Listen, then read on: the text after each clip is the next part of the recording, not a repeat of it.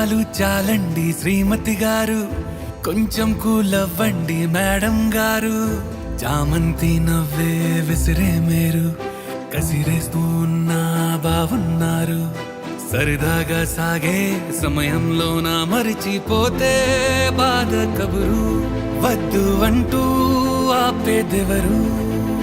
కోపాలు చాలండి శ్రీమతి గారు, కొంచెం కూలవ్వండి మేడం గారు.